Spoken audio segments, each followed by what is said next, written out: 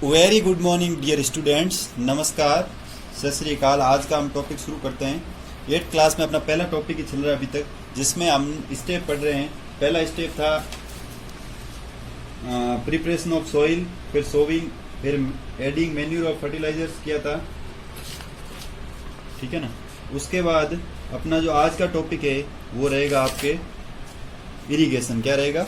Irrigation, यानी सिंचाई कैसे करते हैं। हमने फसल को उगा दिया है, अब हमें पकाना है, ठीक है ना। फसल उगा दी है, उग भी गई है, अब उसको उगेगी कब? बीज तो जमीन में बो दिया है, अब उगाएंगे कब? खाद बीज उनको दे दिया, अब अपने को उस फसल को उगाना है, ठीक है ना। तो उगाते हैं। देखो आज फसल को सबसे पहले उगाने के लिए चाहिए क्या? मेन क्या उगाएंगे कैसे? पानी से ही तो उगाएंगे ना। तो सबसे जरूरी है पानी। पानी के बाद है न्यूट्रिएंट्स। क्या चाहिए? न्यूट्रिएंट्स। अब देखो पानी तो हमें देना पड़ेगा, बारिश आएगी तो बारिश से मिलता है, अब बारिश तो साल भर आती नहीं है तो हमें देना पड़ेगा। न्यूट्रिएंट्स होगा वो जमीन देगी, जमीन में उसके लिए हमें फर्टिलाइजर्स डालने पड़ेंगे जो हमने पिछली क्लास में दे दिए थे। अब हमें सिर्फ पानी देना है इसको। अब पानी देने की अलग अलग क्वालिटीज होती है। पानी कैसे देते, सिंचाई कैसे करते? देखो सिंचाई के अलग अलग मेथड होते हैं, ठीक है ना। सिंचाई करना बहुत जरूरी होता है, क्योंकि प्लांट है ना, प्लांट को 90% बड़ा होने के लिए क्या चाहिए? वाटर चाहिए। बिना वाटर के प्लांट बड़ा होगा नहीं। प्लांट उगता भी तब है जब पानी, वाटर है नहीं, प्रॉपरली हमें वाटर मिले।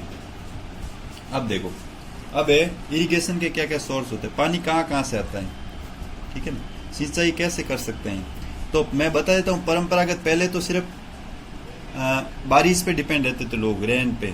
किस पे रहते? रेन पे। धीरे धीरे क्या है, कैनल्स आई। अब आजकल देखो रेन है, कैनल्स है, फिर अपन आगे लेते हैं। कैनल्स के बाद ट्यूबवेल्स हो गई, ठीक है ना।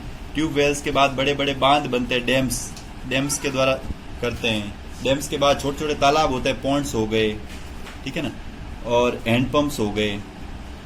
इन सब की सहायता से लोग खेती या सिंचाई, इरिगेशन करते हैं, ठीक है ना। अब जैसे लेक्स हो गया, झील, रिवर्स हो गया, नदियाँ, ये सारी चीजें, जैसे वेल्स यानी कुएं हो गए, ये सभी क्या है? सोर्स ऑफ रिवर, जहां से पानी हमें प्राप्त होगा और हम इरिगेशन कर सकते हैं।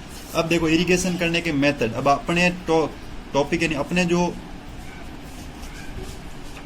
है, सबसे पहले पढ़ते हैं ट्रेडिशनल मेथड। क्या पढ़ते हैं? Traditional method. उसके बाद अपन मॉडर्न मेथड पे आएंगे। पहले ट्रेडिशनल मेथड रहता है। सबसे पहले दादा परदादा का जमाना था, तो वहीं से शुरुआत करते हैं कि वो लोग क्या करते थे और आज हम क्या करते हैं। तो उनके पास क्या होता था? देखो, एक जैसे उनके पास एक उपकरण का नाम है मोथ, ठीक है ना। दूसरा है आपके चैन पंप, तीसरा है आपके ढेकली, ठीक है, और 4th नंबर पे आपके है राहत। ये सारी चीजें पुराने वाले इस्तेमाल करते थे, ठीक है ना। अब देखो, once the cattle and human labour they are cheaper but less efficient, these include मोथ पुली सिस्टम। इसको बोलते थे मोथ यानी पुली सिस्टम। क्या बोलते थे? पुली सिस्टम, यानी पानी खींचने वाला सिस्टम, पुली सिस्टम, जिससे पानी खींचा जाता कुओं में से। कहां से? कुओं में से। यानी कुएं के ऊपर है ना, आपको पता हो, एक चक्रा टाइप लगा होता था, जिससे रस्सी से लोग अंदर से पानी बाहर खींचते थे बैलों के द्वारा। उसको बोलते थे पुली सिस्टम, जिसको मोथ बोलते थे। उसके बाद चैन पंप, ठीक है ना। एक पंप बनाया जाता जिससे चैन लगा के उसके अंदर से पानी बाहर खींचा जाता कुएं में से, वो भी होता था चैन पंप। फिर एक था ढेकली, ठीक है ना। एक लकड़ी टाइप में कुछ बनाई जाती है, ऐसे बड़ा सा उपकरण, लकड़ी, फिर उसके अंदर एक पानी के लिए बांध जाता है। फिर पानी को जमीन में पंप लगा के उसके अंदर, कुएं के अंदर डाल के फिर पानी बाहर निकाला जाता है, जिसको बोलते थे ढेकली, ठीक है ना। और एक रात में क्या करते थे? बैल की सहायता से पानी को बाहर निकाल के खींचा जाता है। ये सारे थे पुराने। अब पुराने अपने ज्यादा इंपॉर्टेंस है नहीं। अपने जो सिलेबस में जो आपके बोर्ड के अकॉर्डिंग, तो बोर्ड एग्जाम होता है, बोर्ड एग्जाम तो होगा ही वैसे, तो उसमें तो इम्पोर्टेंट अगर आपको पूछेंगे तो यही पूछेंगे भाई, छोटा सा क्वेश्चन बनेगा ट्रेडिशनल मेथड कौन। इसलिए मैं ज्यादा इसको डीपली समझा नहीं रहा हूँ, क्योंकि जो चीज आने वाली नहीं है उसके लिए फालतू टाइम वेस्ट करने का कोई मतलब है नहीं, क्योंकि वैसे ही अपने पास टाइम नहीं है। तो अपन इसमें इम्पोर्टेंट जो है वो आपके आएंगे मॉडर्न मेथड ऑफ इरिगेशन। क्या आएंगे? मॉडर्न मेथड्स ऑफ इरिगेशन, यानी जो सिंचाई के आधुनिक तरीके हैं।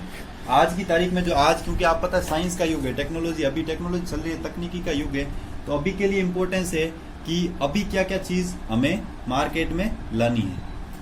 अब देखो, मॉडर्न मेथड में 2 टाइप्स के, एक होता है स्प्रिंकलर सिस्टम, क्या होता है, स्प्रिंकलर सिस्टम, और एक होता है ड्रिप सिस्टम। ठीक है, एक होगा स्प्रिंकलर सिस्टम और एक हो जाएगा आपके ड्रिप सिस्टम। अब देखो स्प्रिंकलर सिस्टम क्या है। Sprinkler system is used in those areas where sufficient water is not available. It is also useful where land is uneven. It has predicular pipes with rotating nozzles on top join the main pipelines regular intervals.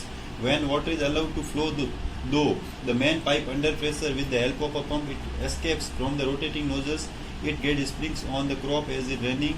Sprinkling is very useful of lawns, coffee plantation and several other crops. इसमें क्या होगा, देखो जैसे मैं normally आपको अपनी भाषा में समझाता हूँ, आपने अपने देखा होगा गांव में ना ट्यूबवेल वाले क्या करते थे, एक ऐसा बड़ा सा हौदा बनाते हैं कि भाई लाइट रहे नहीं रहे, बड़ा सा हौदा बना के उसके अंदर एक मेणिया डाल के पानी भर देते हैं उसके अंदर। ठीक है ना, पानी भर के उसके बाद में क्या करता है, लाइट नहीं भी आए ना तो उस पानी को पाइप के द्वारा जनरेटर से ऑन करके कैसे उसको पानी को पूरे में अलग अलग एक स्प्रिंकलर सिस्टम। स्प्रिंकल में होगा क्या, देखो पाइप लगाएंगे, पाइप में वही फंवारे लगाए, फंवारे लगा के सबको पानी पिलाया जाएगा। ठीक है ना, फंवारे होते हैं ना, फंवारे और पाइप, जैसे आज की सिस्टम है वही फंवारे और पाइप लगाए और पाइप के सिस्टम के द्वारा पूरे फंवारे लगा के परमानेंट फंवारे सेट कर देते हैं खेत में, फील्ड के अंदर, और फिर इससे पानी मिलता रहता है। ठीक है ना, तो ये तो था अपने drip system, sorry sprinkler system. उसी प्रकार ड्रिप सिस्टम, ड्रिप सिस्टम में क्या होगा, ड्रिप सिस्टम में क्या करते हैं, जैसे इससे ये जो सिस्टम है ना, जरूरी नहीं है हौद में, ट्यूबवेल में भी यही काम में लिया जाता है।